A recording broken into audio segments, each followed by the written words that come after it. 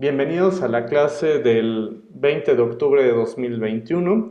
El tema que abordaremos el día de hoy es la clasificación de las normas del derecho internacional, que de algún modo ya empezamos a revisar en la sesión anterior. Y bueno, habíamos comenzado a platicar un poco en la sesión pasada acerca de la clasificación de las normas, por qué razón clasificamos, por qué ordenamos, y esto nos lleva a ubicar principalmente a que cuando hacemos la revisión de nuestro objeto de estudio siempre encontramos ciertas características que tienen en común los objetos. En la sesión anterior quizá un ejemplo un tanto burdo, pero utilizamos el tema de los juguetes y que los jerarquizamos a lo mejor entre los que más nos gustan, los que no nos gustan o los que son nuestros consentidos, por ejemplo, ¿no?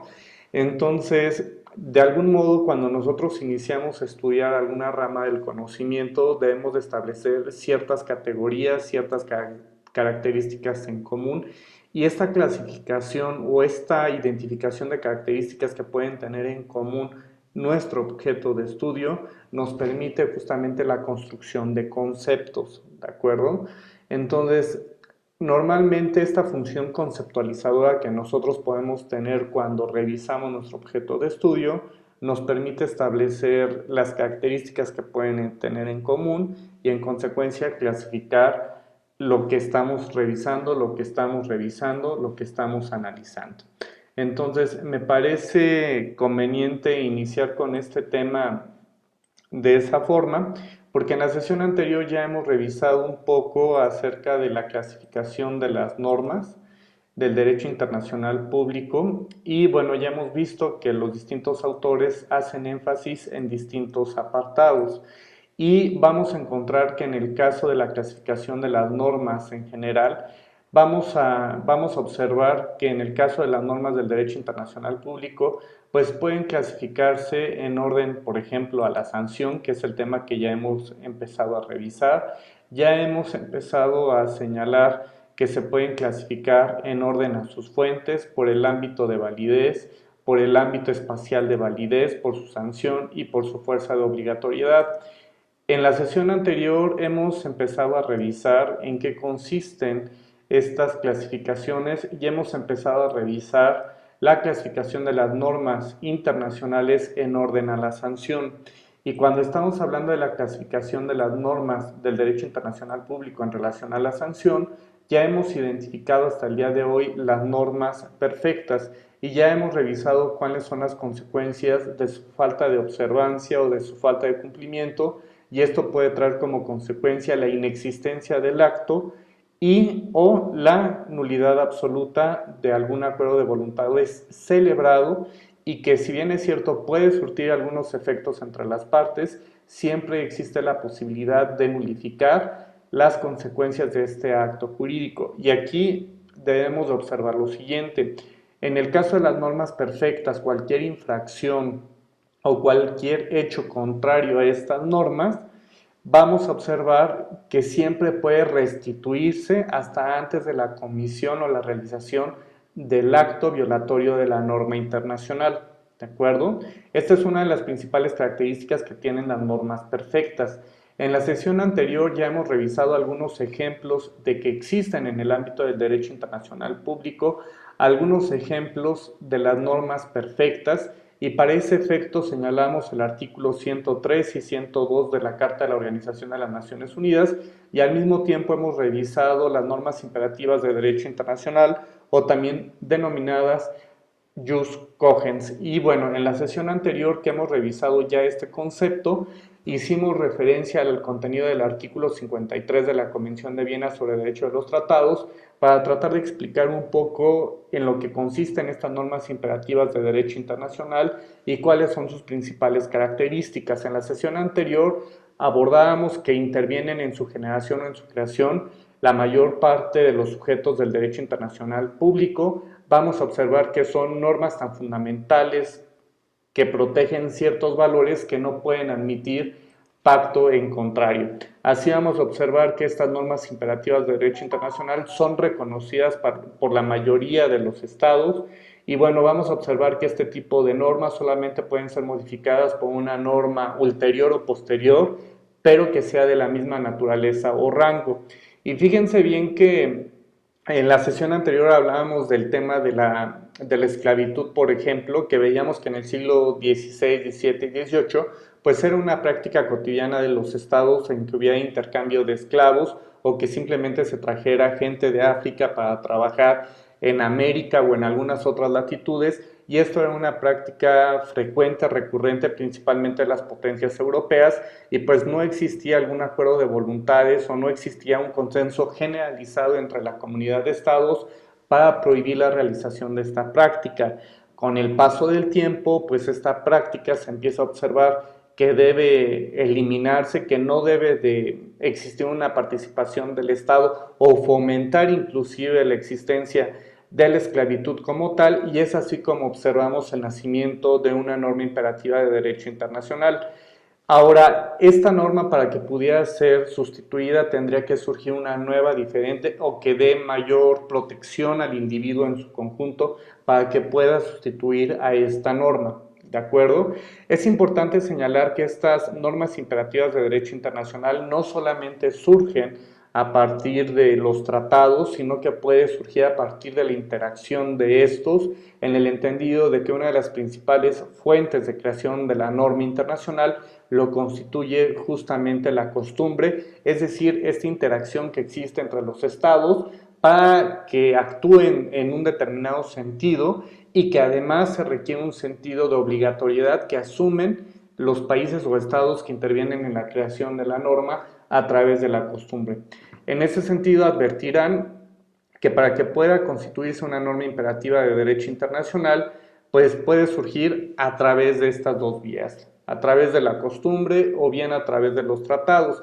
En el caso de la costumbre, por ahí recordarán de sus clases de derecho romano que se requieren al menos dos elementos indispensables para que pueda surgir la costumbre. Recordarán que se necesita la inveterata consuetudo, consistente en esta práctica reiterada de los actos, y además se requiere de un elemento subjetivo que se identifica con la opinio juris, es decir, con este sentido de obligatoriedad que asumen quienes participan en la creación de la norma. Ese concepto que idearon los romanos acerca de la costumbre es plenamente vigente y aplicable a la formación de la costumbre a nivel internacional.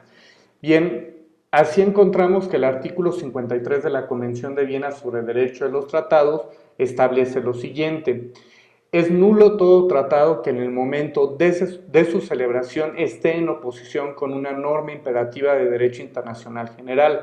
Y veíamos en la sesión anterior que no puede admitir pacto en contrario debido a la naturaleza del bien jurídicamente tutelado o del bien jurídicamente protegido, porque es tan esencial, es tan básico, que sería contrario a toda lógica que existiera alguna práctica por parte de los estados que pretendan contrariar estas normas, estos principios. Entonces, dada la naturaleza, pues imagínense que se pusieran de acuerdo dos estados simplemente para cometer un genocidio, pues atentaría directamente en contra de la dignidad del ser humano.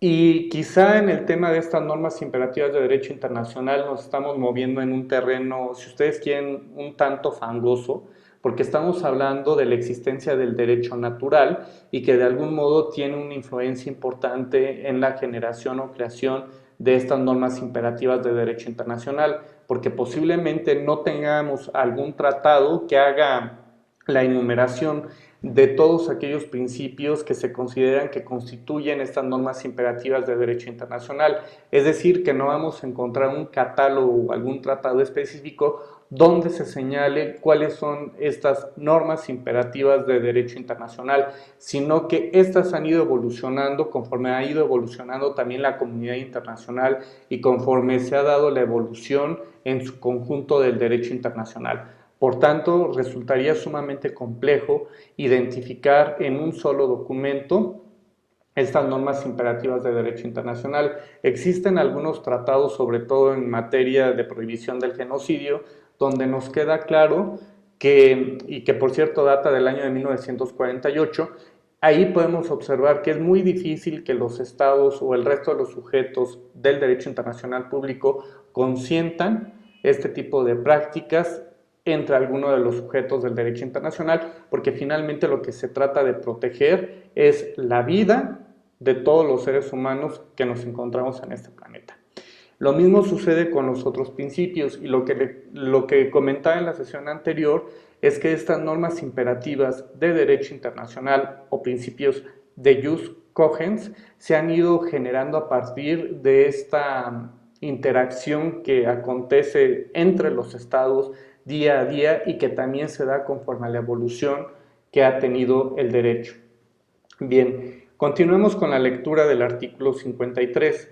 Para efectos de la presente convención, una norma imperativa de derecho internacional general es una norma aceptada y reconocida por la comunidad internacional de estados en su conjunto como norma que no admite pacto en contrario y que solo puede ser modificada por una norma ulterior de derecho internacional general que tenga el mismo carácter. Vamos a pensar en el tema de redes sociales. ¿Por qué podemos invocar para este caso el tema de las redes sociales? Quizás hace unos años no era tan necesario, no era tan importante ni relevante el tema de la protección de datos personales. Con el uso de las redes sabemos que nosotros estamos subiendo una serie de datos de manera constante y no sabemos cuál es la finalidad que tiene el uso de estos datos. Si tenemos nuestro perfil de Facebook, de Twitter o de Instagram, nosotros estamos alimentando constantemente esas inmensas bases de datos. ¿Quién es el titular de esta información que se está generando? Porque para Facebook parecería que no hay negocio si nosotros somos los que estamos aportando, los que estamos construyendo la red. Estamos de acuerdo, porque nosotros estamos nutriendo con nuestro propio material, pero a cambio de eso estamos concediendo ciertos datos que eventualmente no sabemos a dónde van a parar y si estos son susceptibles de venta con otras empresas con las que sí tiene acuerdos Facebook y que permiten la creación, por ejemplo, de publicidad personalizada, que cuando vemos nuestro correo electrónico o simplemente cuando estamos en nuestro navegador, empezamos a ver una serie de anuncios que prácticamente están personalizados y obedece justamente al tema de las cookies que se van almacenando en la computadora. Esto lo comento porque quizá en los años 90, ustedes, bueno, muchos ni siquiera existían para aquella época, pero en los años 90 no era una razón de preocupación ni siquiera el internet. Primero, pues era muy difícil encontrar un lugar donde se tuviera una computadora y que esta computadora tuviera acceso a internet y se pudiera hacer la investigación correspondiente, ¿no? O subir información. Con el paso del tiempo esto ha crecido de manera acelerada y el manejo de la información, ustedes saben los problemas que ha generado. El uso de nuestra imagen, la manipulación de los dispositivos electrónicos y las consecuencias que puede tener en nuestra vida particular, porque a lo mejor pensamos, bueno, subimos una foto, pero al rato puede estar circulando en cualquier parte del mundo. Entonces debemos de ser muy cuidadosos con ese tipo de cosas. Y quizá en el mundo de los años 90 pues no era una cuestión que le preocupara a algún estado en lo particular. Inclusive la actividad de Google, de Facebook, de Microsoft, por ejemplo, pues quizá no estaba tan regulada ni tan vigilada por parte de los estados, pero esto ha venido cambiando y ha evolucionado con el tiempo. Y a lo que los quiero llevar es que, si bien es cierto, en los años 90 no había nada o no había en la proporción que existe ahora ni con la facilidad que tenemos ahora de acceder a la red, pues se ha tenido que buscar mecanismos de protección de los datos personales, porque los datos que nosotros le estamos suministrando a Facebook, por ejemplo, ellos los pueden manipular y eventualmente pueden ser objeto de alguna transacción comercial sin que nosotros estemos enterados. Y es que es cierto, si algo es gratis es porque digamos que la ganancia o lo que se está vendiendo somos nosotros, que es de donde se están obteniendo esos datos. Entonces, quizá en el pasado no existía esta preocupación por parte de la comunidad internacional para saber qué se va a hacer con estos datos que nos pertenecen, porque estos datos, fíjense bien lo interesante, Facebook no es una empresa que se encuentra constituida en territorio nacional. el titular de estos derechos se encuentra fuera del territorio nacional y muchos de estos datos han sido enajenados inclusive a oficinas gubernamentales. Si las malas lenguas dicen que inclusive antes, si ustedes van y tramitan su visa, por ejemplo, a la Embajada de Estados Unidos, pues una de las primeras cosas que se van a rastrear para identificar la actividad que nosotros tenemos, pues es justamente en las redes sociales. Y esto implica finalmente la construcción de nuevas normas que puedan resultar vinculantes a los estados y que quizá la gestación de estas normas imperativas de derecho internacional tenga que acontecer en un periodo de tiempo más pequeño, más reducido que lo que ocurrió en las décadas o en los siglos pasados. Bien, entonces vamos a observar que estas normas imperativas de derecho internacional ya hemos visto que la doctrina identifica algunas normas a las que deben de ceñirse todos los estados con independencia de que hayan participado o no en su creación, y vamos a encontrar que también la Corte Internacional de Justicia al menos ha identificado algunas normas que considera deben de observar, deben de cumplir todos los estados, como es el genocidio, el uso de la fuerza armada, los actos de agresión, esclavitud y discriminación. Si eventualmente estas normas imperativas de derecho internacional pueda surgir alguna otra que supere esto que tenemos en este momento, vendrá a sustituir lo que hemos estado observando. Recordemos que sobre todo en materia de derechos humanos debemos estar atentos al principio pro persona y favorecer la mayor protección al individuo. Bien, una vez que hemos revisado esto de las normas perfectas y cuáles son sus características, ahora nos ocuparemos de revisar en qué consisten las normas más que perfectas. ¿Se acuerdan que les había dicho que en el caso de las normas perfectas aún existe la posibilidad de revertir la situación a la forma en la que se encontraban hasta antes de la comisión del acto ilícito o contraria a la norma internacional? En el caso de las normas más que perfectas, vamos a observar que las cosas no se pueden restablecer a la situación que se tenía previa a la infracción de la norma, y vamos a poner los siguientes ejemplos. ¿Se acuerdan que les había comentado en la sesión anterior que las normas más que perfectas son típicamente las conductas que podemos observar en el caso del derecho penal? Y pensemos en lo siguiente: cuando estamos hablando de estas normas más que perfectas, partimos de la idea de que no pueden regresarse las cosas al estado que se tenían hasta antes de dejar de cumplir con el supuesto normativo. Vamos al siguiente ejemplo, pensemos en el caso del homicidio. Llego, por ejemplo, le disparo a Armando y Armando muere en ese instante. No habría manera de resucitar a Armando.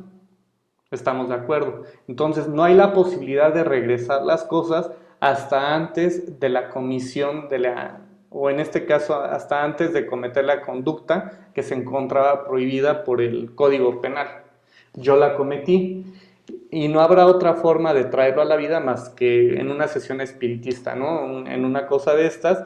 O si nos vamos a casos extremos, vamos a pensar, bueno, en el caso del homicidio nos queda más claro que no podemos traerlo a la vida nuevamente porque materialmente es imposible. Y vamos a observar que piensen en el caso de la violación, en el delito de secuestro, por ejemplo, si hay la posibilidad de restituir las cosas al estado en el que se encontraban hasta antes de la conducta constitutiva de delito. Definitivamente no se puede. La integridad psicológica de una persona después de una violación, sea hombre o mujer, pues resultaría imposible restituirlo a la manera en la que se encontraba hasta antes de la agresión. Lo mismo sucedería en el caso del secuestro. Ahora veamos qué es lo que acontece, porque vamos a encontrar que en el caso de las normas más que perfectas, además de que no se pueden restablecer las cosas al estado que tenían hasta antes de la comisión del agravio o del acto ilícito, vamos a encontrar que genera daños irreparables como los que hemos señalado. Vamos a observar que otra de las características que tienen este tipo de normas es que imponen un castigo con independencia de la reparación pecuniaria que se pueda ofrecer, Y bueno, en este caso vamos a observar que en el caso de la violación o en el caso del secuestro, vamos a observar que se puede imponer una sanción o una pena privativa de la libertad. Pero adicional a la pena privativa de la libertad, se puede establecer la obligación de la reparación del daño que fue provocado por la existencia de este acto. Y así vamos a encontrar que en el caso del derecho penal, pues encontramos que se establece una sanción o castigo, que puede ser la pena que fija el Código Penal para el delito que hemos cometido, y que además impone la obligación de la reparación del daño, es decir, puede establecerse alguna cantidad, por ejemplo, si estamos hablando en el caso de la violación, cómo se habrá de reparar ese daño. Vamos a observar que al delincuente se le va a aplicar la sanción que establece el Código Penal que corresponde al delito de violación, pero también puede establecer alguna medida para lograr la reparación del daño. Si una persona fue objeto de violación, quizás sea necesario que acuda a terapia psicológica durante 1 año, 2 o 3, y que esto le puede permitir reactivar o continuar con su vida y realizar las cosas que venía realizando hasta antes de estos hechos. Entonces, vamos a observar que estas normas, más que perfectas, pues normalmente las podemos ubicar en el caso del derecho penal. Recordemos entonces que tenemos la aplicación de esta sanción, pena o castigo, y además nace la obligación de la reparación del daño a partir de la existencia o calificación de este acto ilícito. ¿De acuerdo? Ahora veamos si en el caso del derecho internacional público tenemos la existencia de este tipo de normas más que perfectas. Vamos a observar que el artículo 5 de la Carta de la Organización de las Naciones Unidas, el artículo 6 y el artículo 51 establecen ciertas consecuencias para quienes se ubican en algún supuesto y cuál es la sanción que tienen ante esta circunstancia. Denme un segundito nada más en lo que abro el archivo, porque no está completo. Ahorita les comparto la pantalla. Y vamos a revisar el artículo 5 para ver qué es lo que establece de manera muy puntual.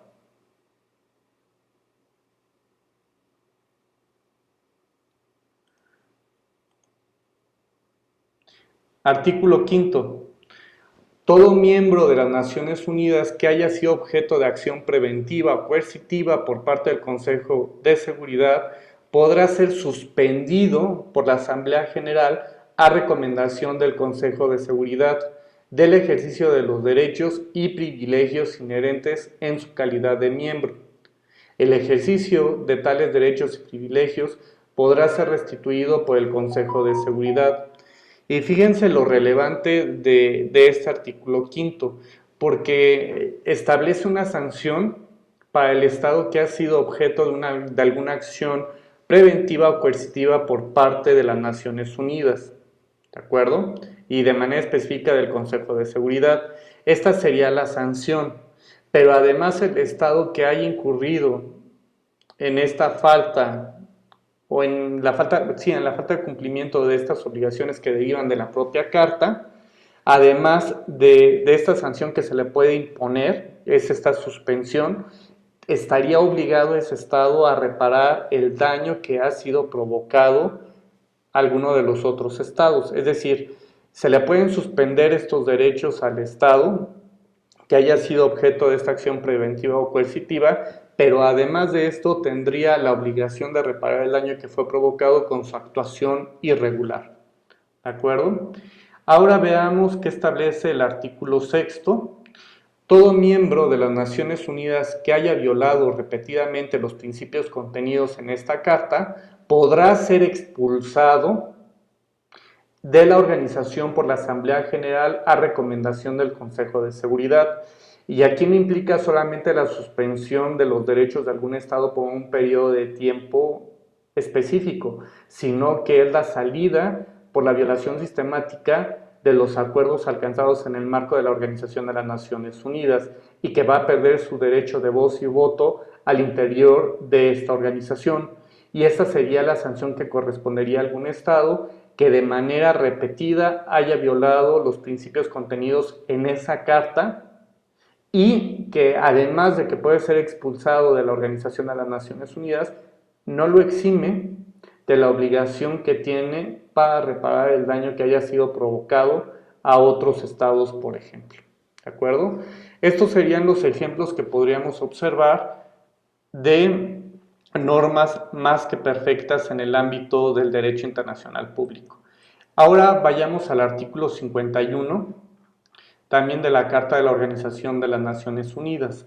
Establece lo siguiente: ninguna disposición de esta Carta menoscabará el derecho inmanente de legítima defensa, individual o colectiva, en caso de ataque armado contra un miembro de las Naciones Unidas, hasta en tanto que el Consejo de Seguridad haya tomado las medidas necesarias para mantener la paz y la seguridad internacionales. Las medidas tomadas por los miembros en ejercicio del derecho de legítima defensa serán comunicadas inmediatamente al Consejo de Seguridad y no afectarán en manera alguna la autoridad y responsabilidad del Consejo conforme a la presente carta para ejercer en cualquier momento la acción que estime necesaria con el fin de mantener y restablecer la paz internacional. Y aquí podemos observar las consecuencias que puede tener para un Estado la realización de ciertas conductas que sean contrarias al orden jurídico internacional, porque sabemos que existe el derecho de legítima defensa. Y aquí podríamos señalar el caso de, no sé si, bueno, en este no creo que lo recuerden, porque muchos tampoco existían seguramente para la época. Estamos hablando de los atentados de las Torres Gemelas en Estados Unidos por parte de la gente de, en este caso, de Afganistán, en donde pues de manera inmediata el gobierno de los Estados Unidos lanzó una ofensiva en contra de Afganistán, y bueno, esto fue pensando que habían sido ellos los autores materiales de los atentados, y bueno, vamos a observar que cuando esto acontece, los estados siempre tienen la posibilidad de repeler este tipo de agresiones, y bueno, finalmente tendrán que someterlo a la consideración del Consejo de Seguridad para que se tomen las medidas necesarias a efecto de que se conserve la paz y la seguridad internacionales.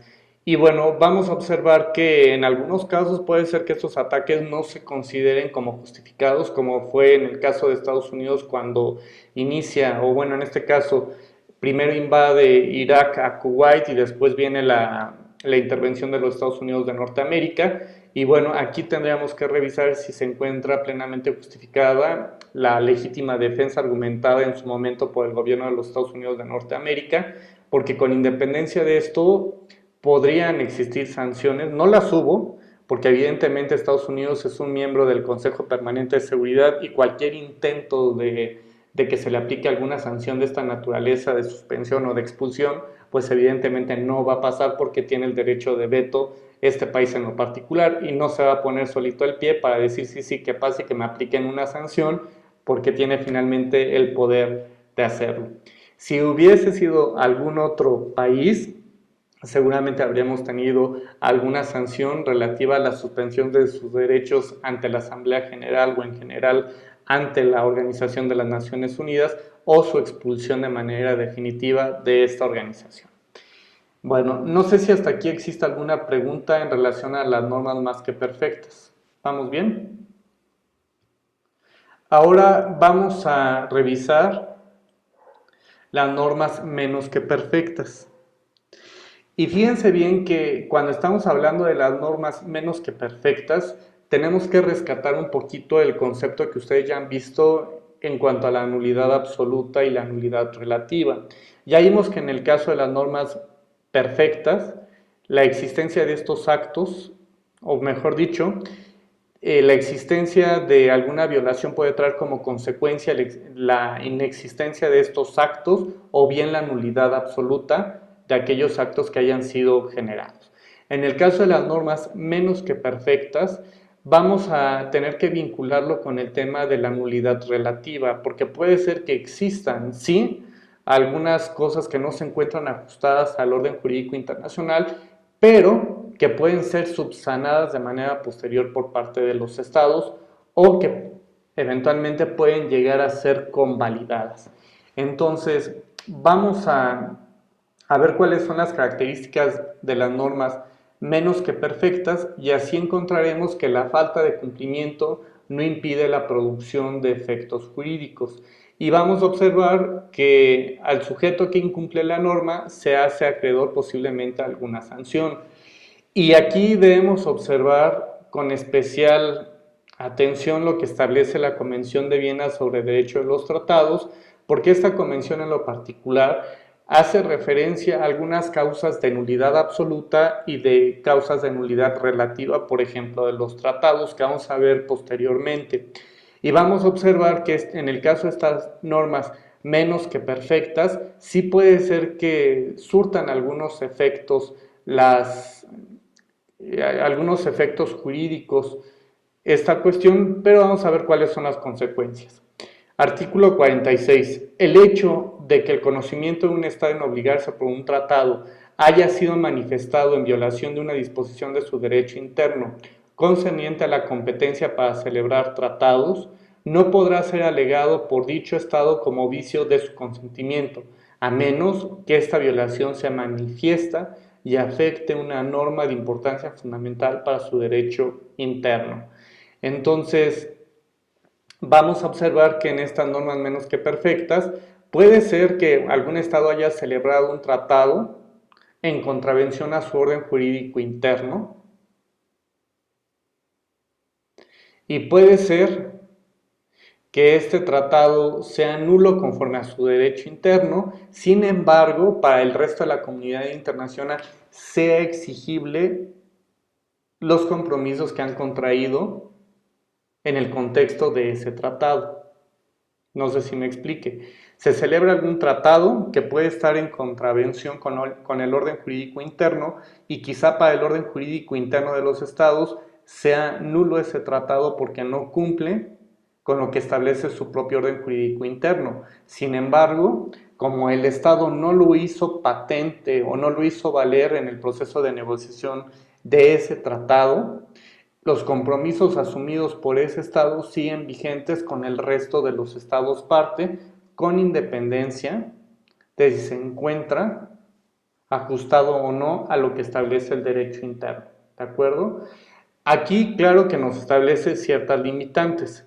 Dice que para que pueda decretarse la nulidad de ese acto, tendría que ser una norma de importancia fundamental de su derecho interno. No está hablando de cualquier norma, no está hablando solamente de una norma que puede ser de carácter constitucional. Y veamos la primera parte de este artículo. El hecho de que el conocimiento de un Estado, perdón, aquí de decir del consentimiento de un Estado en obligarse por un tratado haya sido manifestada en violación de una disposición de su derecho interno concerniente a la competencia, puede ser que en algún momento algún sujeto o algún representante del Estado no haya tenido las facultades para representar al Estado. Vamos, piensen ustedes cuando van, no sé, por ejemplo, a una audiencia, lo primero que tienen que hacer ustedes es acreditar la personalidad con la que se ostentan, que efectivamente representan a su cliente. Si van ante una junta o ante algún otro juicio, se tiene que acreditar el carácter de representante legal. Cuando estamos hablando de la celebración de un tratado, teóricamente la persona que va a firmar ese tratado debe de tener las facultades de representación del Estado. Y si ese Estado eventualmente no se inconforma o no dice o no avisa que la persona que firmó ese tratado no tenía facultades y además inicia vigencia ese tratado y cumple con estas disposiciones, termina convalidando el contenido de ese instrumento internacional. ¿De acuerdo? No sé si hasta aquí existe alguna duda en relación a las normas menos que perfectas. ¿Vamos bien? Ahora vamos a las normas imperfectas. Ale, adelante. Profe, en el supuesto que nos puso, no sé si es que no le entendí o no, perdón, pero entonces, por ejemplo, pongamos que el Estado A se inscribió a un tratado aunque estaba en contra de su derecho en su constitución, ¿no? Pero el tratado, el Estado B viola los derechos del Estado A con base a ese tratado. El Estado A, a pesar de que no lo convalidó debido a su situación jurídica interna, sí podría hacer valer su derecho a nivel internacional. A ver, ¿quién es el que tendría que hacer valer el derecho? ¿El Estado afectado? Ajá. Sí, tendría la posibilidad de hacerlo con todo y que ese tratado pudiera ser en contravención al derecho interno de su contraparte. Porque si no se hace valer, es decir, la manera que tiene el Estado para decir que no está de acuerdo con el objeto o con el clausulado del tratado es que formule una reserva. Y esta reserva es decirle al resto de las partes o a su contraparte, no me puedo obligar porque existe una disposición de derecho interno que me impide dar cabal cumplimiento a los compromisos que he asumido. Y teóricamente quien acude a la celebración de un tratado conoce el derecho interno o su derecho interno y sabe hasta qué punto puede vincularse o no. Si el Estado no hace valer ese derecho o no señala o no formula esa reserva, se entiende que asume los compromisos con el resto de los estados en los términos en los que fue pactado, con independencia de que se encuentre ajustado o no a su derecho interno. Y la opción que tiene el Estado, que su derecho, o perdón, que ese tratado no se encuentra ajustado a su derecho interno, es o deja de ser parte del tratado, que sería el primer escenario, o el segundo es modificas tu orden jurídico interno para hacerlo conforme a los tratados que has asignado. Esas serían las dos opciones que tendría ese Estado que tiene ese problema. Y inclusive pues son tres, ¿no? Sería la formulación de la reserva, no eres parte de ese tratado o simplemente modificas tu orden jurídico interno para hacerlo conforme a los compromisos que has contraído a nivel internacional, que serían las opciones que se tienen. Porque si después sale y dice, es que fíjate que siempre sí estaba en contra de mi orden jurídico interno, pues ¿a qué estamos jugando? Bueno, hay otra frase para eso, o sea, no puede salir con eso un Estado cuando ya se encuentran en un proceso de negociación de un tratado. ¿Qué ha sucedido? Porque, por ejemplo, México, en el tema de la Convención Americana sobre Desaparición Forzada, formuló sus reservas y dijo, es que no, yo no puedo cumplir a cabalidad lo que dice el Pacto de San José y el pacto o esta Convención Americana sobre Desaparición Forzada, porque en mi orden jurídico sí tengo una división entre el fuero militar y el fuero civil. ¿Qué fue lo que tuvo que hacer al final del día después del asunto Radilla Pacheco, de Radilla Pacheco, México? Lo que tuvo que hacer es modificar su orden jurídico interno para hacerlo conforme y eliminar esa reserva, porque finalmente la Corte Interamericana dijo que esa reserva atentaba contra el objeto y fin del tratado y que la legislación del Estado mexicano era incompatible con los compromisos contraídos en ese contexto. No sé si lo resuelvo, Ale. Sí, sí, sí. ¿Sí? Entonces, el Estado afectado lo puede hacer valer esa violación que existe y tendrá que hacer notar que si el Estado se comprometió en esos términos a pesar de que existe una norma interna que contraviene el objeto y fin del tratado, pues eso es bronca del Estado que asumió el compromiso a nivel internacional y eventualmente se le puede exigir el cumplimiento de esa norma con todo y que no esté conforme a su derecho interno. Ahora avancemos a las normas imperfectas. En el caso de las normas imperfectas, tienen una cosa terrible y justamente aquí es donde algunos autores o algunos doctrinarios del derecho internacional ubican a las normas en general del derecho internacional público. Y el problema es que no tienen sanción, no hay una indemnización, no existe alguna obligación para la restitución del derecho violado y que además no es posible revertir el acto ni sus efectos. Esto es por lo que hace a las normas imperfectas.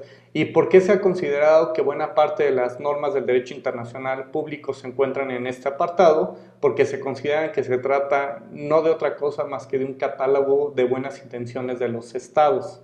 Es decir, que ante la falta de cumplimiento de alguna norma, no existe alguna sanción o castigo, ni existe la obligación de la reparación del daño que ha sido provocado para alguna de las partes. Y digamos que ha sido el talón de Aquiles que tiene en específico el derecho internacional público, porque sí tenemos tratados muy bonitos, perfectamente bien redactados, pero a veces el problema que surge es que no existen sanciones ante su falta de observancia o de cumplimiento por parte de los estados. Veamos los siguientes ejemplos. Revisemos el artículo 43 en su párrafo 1 de la Carta de la Organización de las Naciones Unidas. Todos los miembros de las Naciones Unidas, con el fin de contribuir al mantenimiento de la paz y la seguridad internacionales, se comprometen a poner a disposición del Consejo de Seguridad, cuando éste lo solicite y de conformidad con un convenio especial o con convenios especiales, las Fuerzas Armadas, la ayuda y las facilidades, incluso el derecho de paso que sean necesarias para el propósito de mantener la paz y la seguridad internacionales. Lean detenidamente lo que establece este artículo 43, párrafo primero. Sí existe un deber de contribuir al mantenimiento de la paz y la seguridad internacionales, pero ¿qué pasa si un Estado miembro de las Naciones Unidas no quiere hacerlo? Aquí no dice que por el simple hecho de no cooperar le van a suspender sus derechos o lo van a expulsar de la organización. No establece ninguna hipótesis de ese tipo. Es decir, que si quisiéramos explicar cuál sería la sanción, sería muy complicado, porque si un Estado no quiere cooperar o simplemente no quiere permitir el paso de los cascos azules por su territorio para llegar al de algún otro Estado donde tenga algún conflicto, pues simplemente no va a haber alguna sanción. Veamos el artículo 45 también de la Carta de la Organización de las Naciones Unidas. A fin de que la organización pueda tomar medidas militares urgentes, sus miembros mantendrán contingentes de fuerzas aéreas nacionales inmediatamente disponibles para la ejecución combinada de una acción coercitiva internacional. La potencia y el grado de preparación de esos contingentes y los planes para su acción combinada serán determinados dentro de los límites establecidos en el convenio o convenios especiales de que trata el artículo 43 por el Consejo de Seguridad con la ayuda del Comité del Estado Mayor. Aquí le imponen un deber a los estados para que mantengan estos contingentes de las fuerzas aéreas a disposición de la Organización de las Naciones Unidas. Pero ¿qué ocurre si un estado dice no quiero, no puedo, no se me pega la gana y no tengo ni aviones como para tener a disposición de la Organización de las Naciones Unidas? El artículo no establece alguna sanción que se le pueda aplicar al estado que no cumpla con ese supuesto. Al contrario, lo sujeta al convenio que eventualmente pueda celebrarse con el Estado para mantener estos contingentes de las fuerzas aéreas a disposición de la Organización de las Naciones Unidas. Es decir, si no existe el convenio y si no existen estos contingentes de fuerzas aéreas a disposición de las Naciones Unidas, no se le va a aplicar sanción alguna al Estado que no cumpla con esta norma. No le van a decir, bueno, te vamos a imponer un bloqueo económico o simplemente vamos a suspender tus derechos ante la organización de voz y voto. No lo dice. Entonces, imagínense en el contexto de nuestro país que los activos que tenemos son limitados. Si a veces no podemos hacer frente a emergencias al interior del territorio nacional, imagínense el mantener un contingente de fuerzas aéreas a disposición de la Organización de las Naciones Unidas. Resultaría sumamente complejo. Entonces, el punto es que no establecen ninguna sanción para el caso de que ese Estado no cumpla con lo que establece este artículo. Vamos al artículo 49. Los miembros de las Naciones Unidas deberán prestarse ayuda mutua para llevar a cabo las medidas dispuestas por el Consejo de Seguridad. ¿Qué sanción tendría un Estado que se rehúse para prestar esta ayuda mutua? Nada, porque el mismo artículo no establece alguna sanción para el Estado que no quiera prestar la ayuda para llevar a cabo estas medidas de las que disponga el Consejo de Seguridad. Entonces, si el Estado dice no quiero, no puedo, no se me pega la gana, no existe la posibilidad de que se le aplique sanción alguna a ese Estado en lo particular. Como verán entonces, el problema que tenemos en el caso de las normas internacionales es que de una manera importante tenemos una serie sí de deberes que puede establecerse dentro de los tratados, pero digamos que se quedan cortas porque no establecen esta sanción que se les puede aplicar a los estados en caso de falta de observancia o incumplimiento. Y en este apartado específicamente es donde tenemos un problema desde el punto de vista doctrinal, donde surge esta discusión si el derecho internacional público no es otra cosa más que un catálogo de buenas intenciones, de normas de carácter moral, o inclusive hay quienes señalan que solamente se tratan de convencionalismos sociales, porque no existen estas sanciones previstas de manera expresa en los tratados que dan origen a las obligaciones que pueden existir entre los estados. Bien, vamos ahora a revisar si no existen ya dudas en cuanto a la clasificación de las normas del derecho internacional en orden a la sanción. Vamos a revisar cómo se hace la clasificación de las normas del derecho internacional por sus fuentes.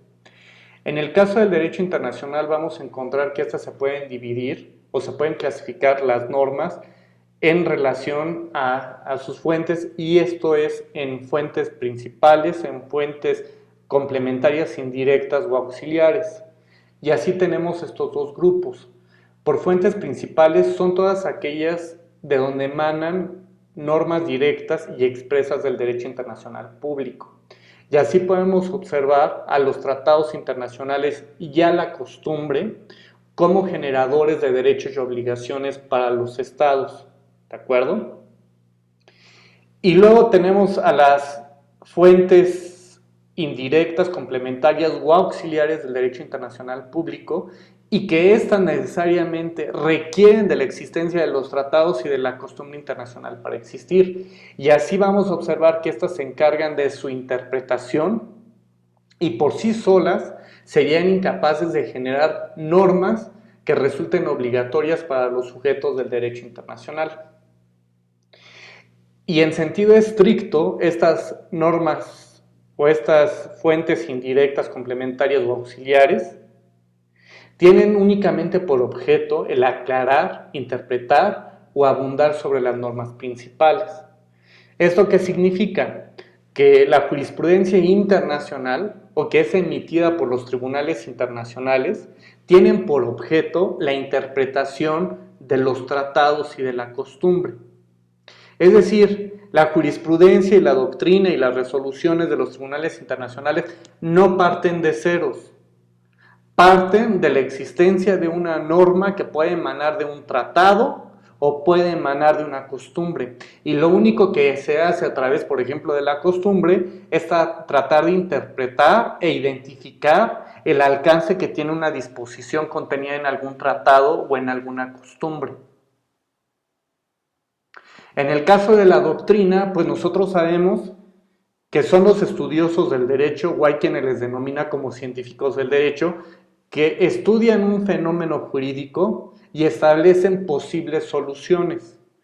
Como cuando ustedes revisaron en sus clases de obligaciones que Bonicat y Savigny y todas esas teorías que surgen en relación a las obligaciones y demás, la doctrina se ocupa de revisar estos conceptos, se encarga de establecer cuál es el alcance que tienen ciertas disposiciones y analizan cierto problema buscando soluciones específicas a los problemas que se observan en la realidad. Y en el fondo, tanto la doctrina como la jurisprudencia, lo único que van a hacer es interpretar, aclarar o abundar el contenido de estas costumbres o de estos tratados.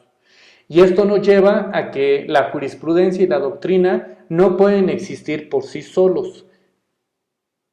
¿Por qué? Porque finalmente estos únicamente hacen una interpretación acerca del alcance de los tratados y de la costumbre, o mejor dicho, de la norma generada a partir de la costumbre. Y las resoluciones de los tribunales hacen lo mismo. Finalmente, lo que hace un órgano jurisdiccional es revisar el problema, establece una solución, pero lo hace a partir de los tratados y lo hace justamente a partir de la costumbre. ¿De acuerdo? Entonces, en relación a sus, o en orden a las fuentes, solamente identificar que se dividen en principales o directas, o bien en complementarias, auxiliares o indirectas, ¿de acuerdo? Estas son, digamos que las dos grandes clasificaciones que podríamos encontrar de las normas internacionales, inclusive las declaraciones unilaterales que formulan los representantes de los estados, las podríamos clasificar como normas complementarias o auxiliares de creación del derecho internacional público.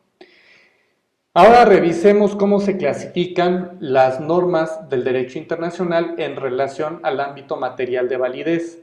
Cuando ustedes estudiaron en su clase de Introducción al Estudio del Derecho y de Teoría del Derecho, habrán identificado que existe el ámbito espacial, temporal, personal y material de validez de las normas. En el caso del derecho internacional público también podemos clasificarlas por el ámbito material de validez.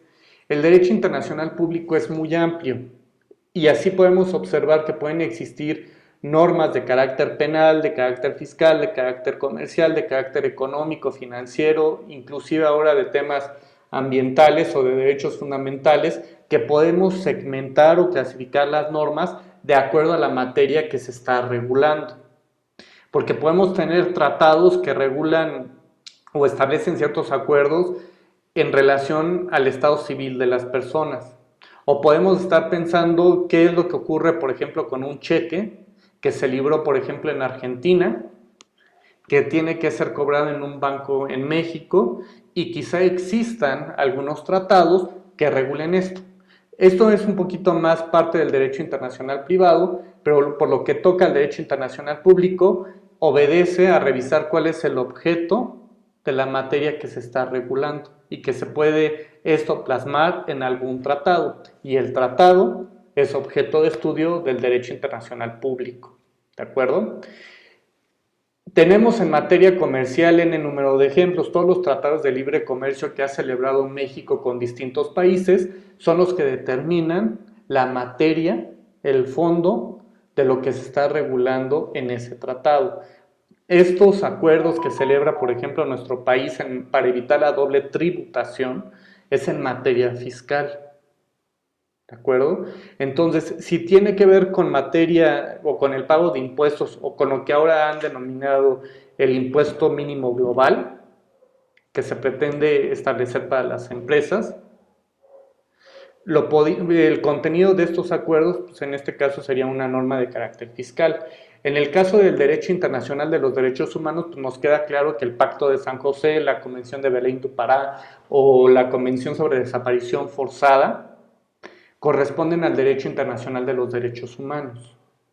Tenemos por otro lado el tema del derecho de guerra, todos los tratados o las convenciones de Ginebra que regulan el derecho de guerra o el jus bellum y que podríamos clasificar de ese modo estas normas.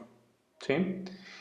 El derecho a la integración económica, entre algunos otros que podrían entrar en esta clasificación, y habrá que revisar qué materia es la que se está regulando. ¿De acuerdo? Adelante, Dani. ¿Me podrías dar otro ejemplo sobre lo que podría ser en el internacional público sobre el civil? Estamos hablando de manera esencial de tratados en esa materia, porque puede ser el estado civil de las personas, puede ser, por ejemplo, adopción internacional, podríamos señalar los tratados de extradición que ha celebrado, por ejemplo, México, O podríamos clasificar aquí la adopción internacional, que sería lo que podría entrar en estos casos. Inclusive existen algunos tratados sobre letras de cambio, cheques, pagarés y algunos otros títulos de crédito. Pero insisto que solamente la parte que le tocaría al derecho internacional público es cuando están señalados de manera expresa en algún tratado, ¿de acuerdo? Porque ya el tema de la solución del conflicto le corresponde al derecho internacional privado. ¿Sí? Ay, perdón, pues es que no entiendo muy bien esa parte. ¿A quién le corresponde? Recuerden que en el caso de, no sé si se acuerdan que hace unas clases explicaron las diferencias entre el derecho internacional público y el derecho internacional privado. En el caso del derecho internacional privado, lo que busca es tratar de resolver los conflictos que surgen cuando para un mismo conflicto resulta aplicable la legislación de uno o más estados. ¿De acuerdo? En el caso del título de crédito, en el caso de los títulos de crédito, regresamos al ejemplo del cheque. Tú tienes un cheque que fue girado en Argentina, pero la obligación del cumplimiento se puede dar en México. Y vamos a pensar que la cuenta de donde tú tienes, de donde te tienen que pagar ese título de crédito en México tienes que hacer el protesto y todo el procedimiento que señala en la legislación mercantil para poder cobrar ese título de crédito.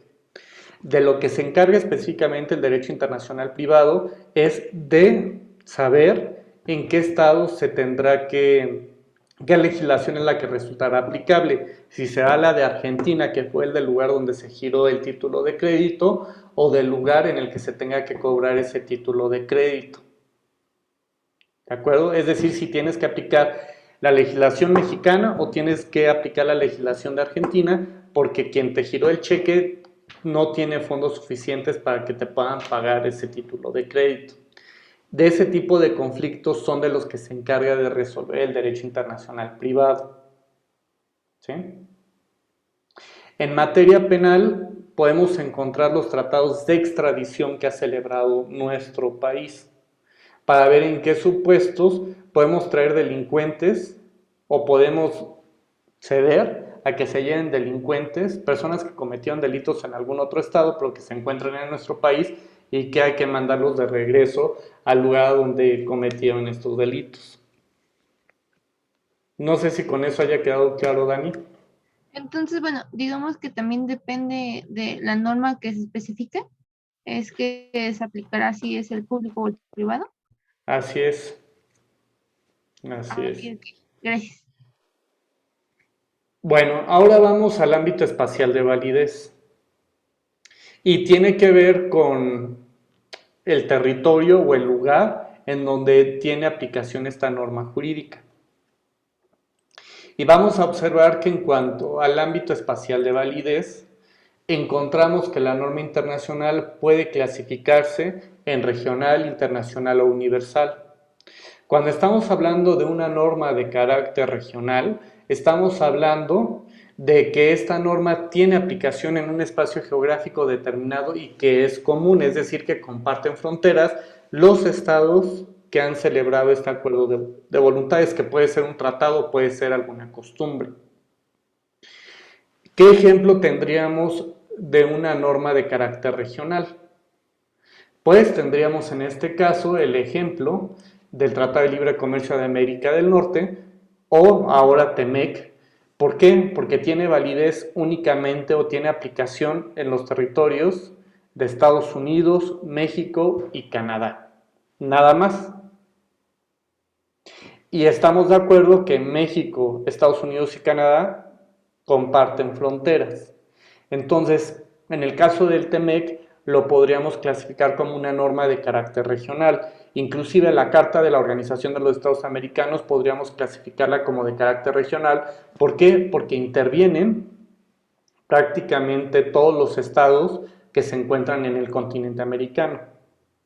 Y lo mismo sucede con la Comunidad Andina de Naciones, que es un esquema de integración económica que solamente vincula a los estados que participan en este proceso de integración económica.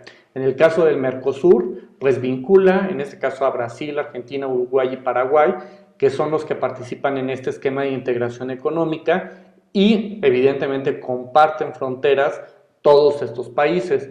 En el caso de la Unión Europea, los tratados que se dan en ese marco también los podríamos considerar como de carácter regional porque vincula a esta región en específico y pues prácticamente todos estos estados comparten frontera, ¿de acuerdo?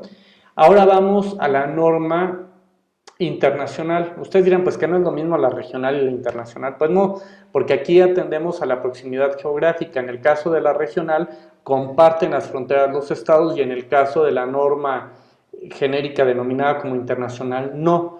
Y en este ejemplo podríamos señalar el acuerdo de libre comercio que existe entre México e Israel y pues evidentemente México e Israel no comparten fronteras. Entonces, al no compartir este espacio geográfico, la podemos calificar como de internacional. ¿De acuerdo? Ahora vamos a las normas universales. Adelante, Gerardo. Profe, yo tengo una duda con eso de los internacionales. Por ejemplo, ¿la OTAN es internacional o regional?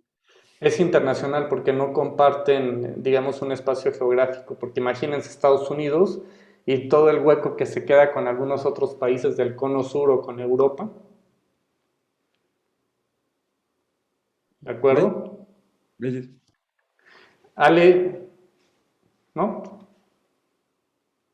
Ok, es que está la mano levantada. Bueno, ya la bajo. Y luego vamos a la universal, no es la Iglesia Universal. Cuando estamos hablando de normas internacionales universales, aplica, o mejor dicho, tiene aplicación general en todo el mundo. En este caso, el ejemplo que podríamos señalar son las normas imperativas de derecho internacional o normas de jus cogens. Son las que podríamos estar clasificando como de carácter universal, en donde pues prácticamente todos los estados tienen que observar, tienen que cumplir. Sería muy ambicioso clasificar la Carta de la Organización de las Naciones Unidas como universal, porque existen algunas excepciones. Tiene más agremiados la FIFA que la Organización de las Naciones Unidas, por ejemplo. Entonces, la Carta de la Organización de las Naciones Unidas, digamos que sí tiene por objeto que sea un documento que tenga validez en todo el planeta. Sin embargo, existen algunos países que no se han sumado a esto y bueno, hay quienes consideran que más que tratarse de una norma de carácter universal, podríamos calificarla como de carácter internacional más que de universal, la Carta de la Organización de las Naciones Unidas. Sin embargo, aquí el único ejemplo que podríamos tomar para este tipo de normas pues es el genocidio, la piratería, la trata de blancas, el principio de no intervención y demás, son los que podríamos clasificar como ejemplos de normas de carácter universal porque se entiende que tienen aplicación en todo el orbe, en todo el planeta. Bueno, esto es por lo que hace a las normas en cuanto a su ámbito espacial de validez. Ya no nos va a dar tiempo de revisar las otras, pero en la próxima clase vamos a terminar la clasificación de las normas del derecho internacional público y vamos a iniciar el análisis de las fuentes del derecho internacional público. Les pido de favor nada más que le den una leída al artículo 38 del Estatuto de la Corte Internacional de Justicia, porque es ahí donde se señalan de manera expresa cuáles son las fuentes que tiene esta materia. Bueno, ya no les quito más el tiempo porque ya estamos sobre la hora y ya tienen que irse a su otra clase. Nos vemos el próximo viernes. Hasta pronto. Nos vemos, maestro. Hasta luego, profe. Buena tarde. Eso, profesor. No, Gracias, profe. profe, excelente Gracias, tarde. maestro. Buena tarde. Gracias, igual.